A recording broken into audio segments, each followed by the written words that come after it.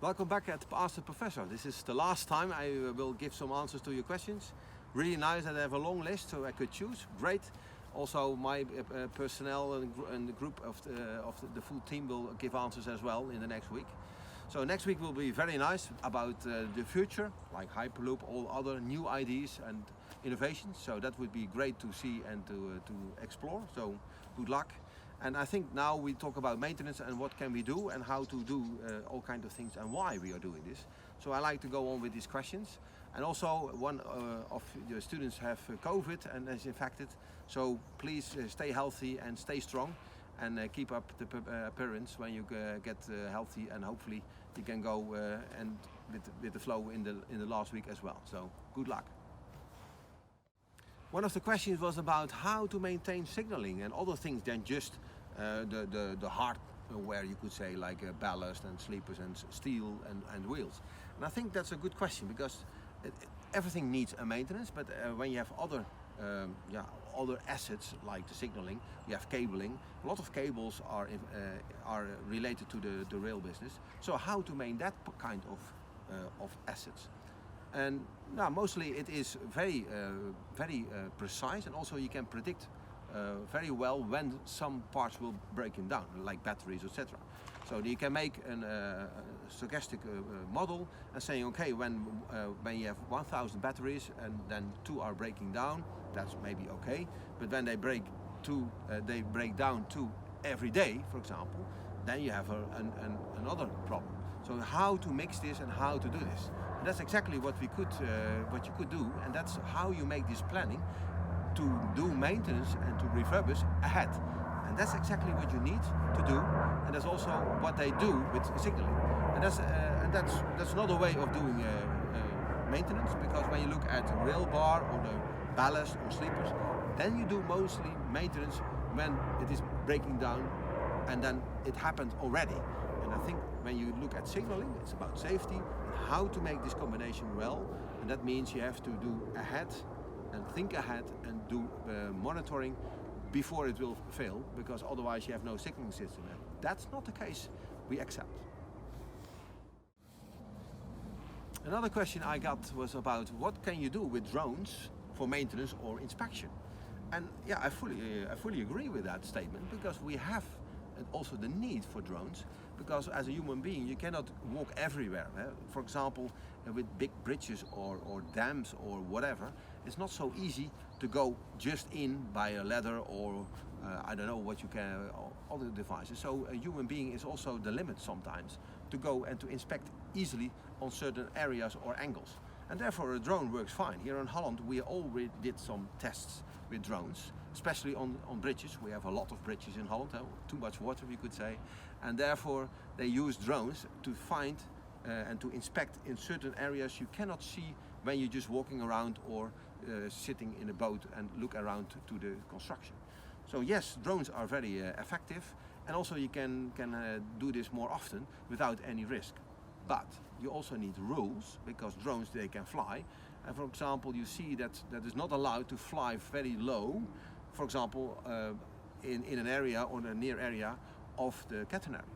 And therefore you have rules. It's only allowed to do inspections with drones with specialized companies. And also you need a certification, and there are a lot of constraints by law. So you could say, yes, it helps, but you also have to arrange and organize as well, otherwise it's not safe.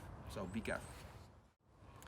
The next question was about what about friction management, friction modifiers? What is it and why do we use it, and how is it beneficial to the full system? We do this a lot in Holland, to look and to do some research on friction modifiers, because we like to have more capacity, but not just invest in more trains or more track, but also how can we squeeze out the timetable and the capacity on the track, on the corridor, just per hour. And then you need all kinds of recipes to squeeze the amount of trains on this corridor. And you can do that, for example, to do and use friction management. Friction modifiers are using and also controlling the friction between wheel and rail. And when that's fixed without any weather conditions, or like now in autumn when it is falling down with the leaves, you get slippery track. So when you have not this problem, because you use friction modifier, then you don't have any problems. And that's exactly what we need, that we can rely on the adhesion and the friction force. So you don't need the long distance of braking, what you could expect when it is a slippery track.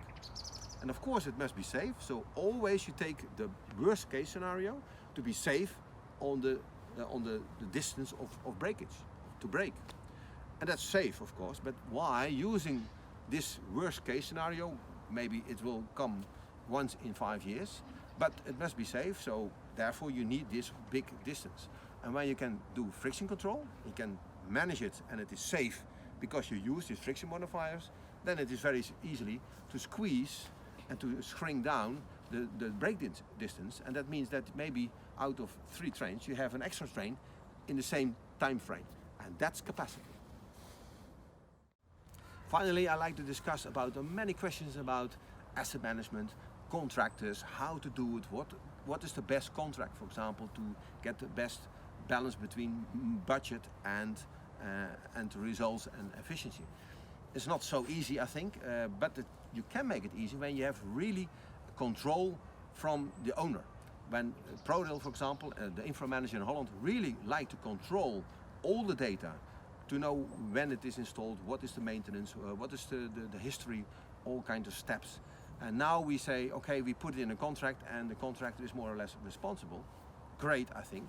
But then you also have to say to the contractor, but then you are the owner, more or less, the owner, and you are responsible to do this for 25 years. Because then you cannot play a little, because in 25 years, every maintenance action you have to pay anyhow.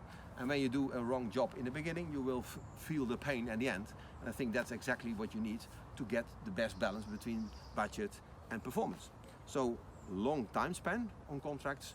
You can also steer by KPIs, how to manage certain input or performance indicators, for example, how to make the robustness and how to make it happen that the contractor has to do some kind of jobs. Otherwise, he has no job anymore. That's really this management.